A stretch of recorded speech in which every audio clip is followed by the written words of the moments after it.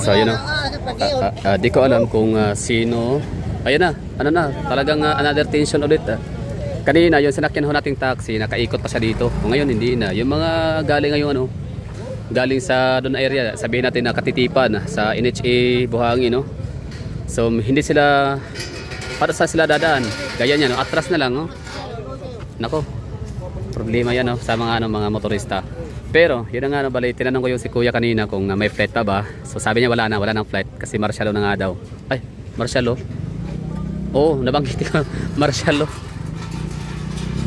Oh, sabi ng Kuya Marshalo na daw, no, yun yung pagkakarinig ko eh. Marshalo, Kuya? People power na. Ay, people power pala. Sorry. Wala nang mikawad basta pasensya na.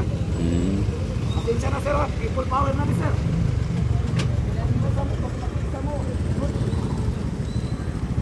So wala na, no? So di ko alam kung people power. So maaaring ito sila ay hindi naman sila mga police security. Maaaring sana sila, no, security ng KOJC. So ngayon, lakad tayo dito sa unahan, tinan natin kung ano meron. Tapos good luck na lang sa atin, baka baka mas stranded tayo dito, no. Once na mag-lockdown, ibig sabihin bawal lumabas yung mga nandito. Kita yun, nakikiosyoso lang naman, di ba, nakikimartis yun, no?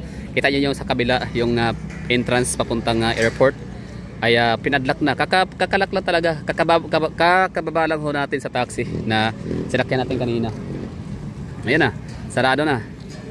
So sabi ni Kuya yung parang katawan, di ba, bouncer tawag dyan, yung mga security na people power na daw sa Davao.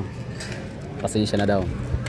Okay, so lakad tayo dito, tingnan natin kung ano meron ganap, kung ano pang mga karagdagang makuha natin information dito. Ito mga kagala, dapat tulog na ako nito ganitong oras kasi nga sabi ko sa inyo, 'di ba, sa mga nauna kong upload kanina na yung body clock ko is parang naging normal na siya.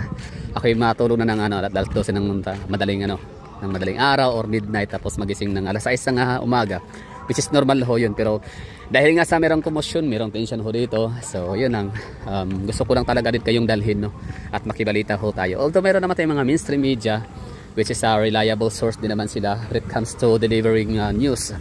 Pero siyempre iba rin talaga din yung vlog, kasi pag vlog raw talaga yan, no, unedited, unfiltered. What you see is what you get.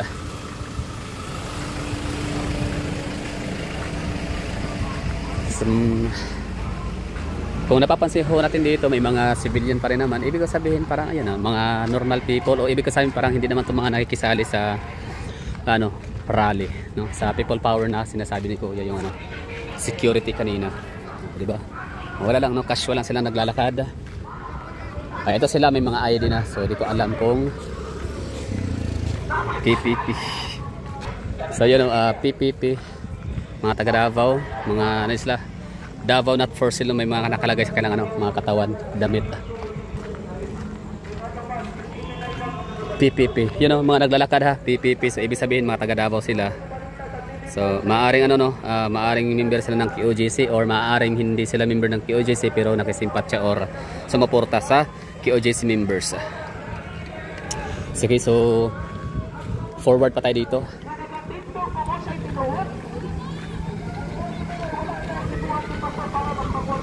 So itong area talaga na to dito ay siya, lockdown na.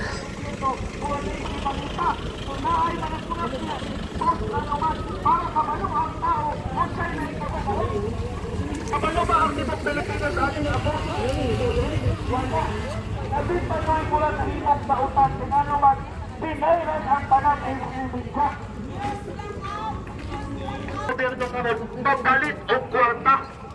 Unang suko kay sila kang pastor, kay si pastor dili nila mabayaran.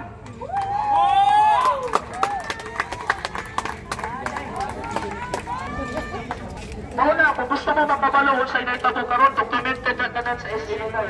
Akto mo sa SMNI, i-massive share ninyo ang mga balita sa SMNI para makatabang mo nga makahatag og hustisya sa amo direct. Dili lang sa amo, pati sa tibok Pilipino na gibinuangan aning administrasyon nga bangag.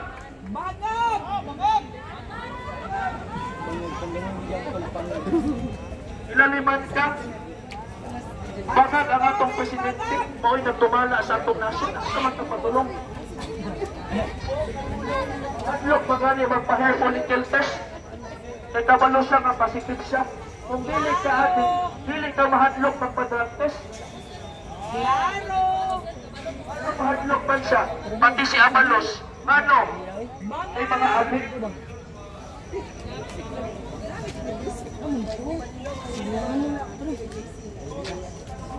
O karon usay balita dito karon napulo sa among kaumanan. Puak ang ulo, ipangtirgas, ipangkunanan, samad-samad ang ulo. Uban mga tigulang pa. Makaya na sa inyong konsensya, pulis ang naghimo. Okay lang utang NPA naghimo na, mga liliti, mga bugoy. Pulis ang naghimo, ipunalan ang sibilyan. Sama nagbigbidal sa PNP. Magkauulaw tayo. Makakita kang pulis, ibig na malipay ka, malakot na. Ano man? Ang uniform sa PNP karon, ang imong malabasaan sa mga bang, abos-ato. Ikaw na ang mga uniform sa pulis karon. Hindi nakakarespetuhan. Kita ng pulis uniform, ang mga abosado. Hindi na ka malipay. Sa una malipay ni panahon ni Duterte, mabatiin mo sa itang na yung pulis. Police visibility. Salamat kay naay nagaprotekta sa to karon. Ang nagaprotekta unta sa tuwa, maon ang hinuon ang nagdaog-daog sa tuwa. Sayang kaayo ang unong katuig na kitrabaho ni Mayor Duterte sa inyong mga Pilipino. Idaot lang aning mga presidente o kini mga general nga mga gahaman, ambisyoso, gusto mahimong PNP chief na si Torres. Wala din kabaluod sa iyahang motibo. Tungod ba ka Iglesia ni Cristo siya? Hindi siya gusto kang pastor. Maunang hinana, yun siya kaisog na pagitaon si pastor niya. Dili naman ni about religion. Dili naman ni about religion eh. This is about human being. Pagkatao na nato eh. Ama!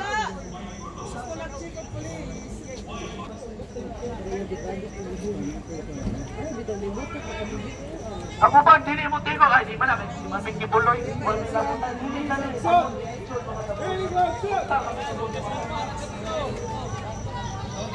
Punta mo manawagan sa tibuok Pilipinas.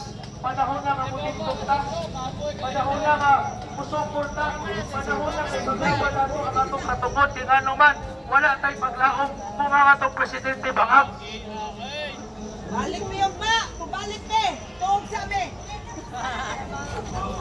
Mawali para! Tayo energy yung pa! Laban! Laban! Laban! Laban! Laban! Salamat sa tanang mga napawin nyo kasi suporta sa ako, Andre. Yes, sir! Panalaginan po sa Ginoo.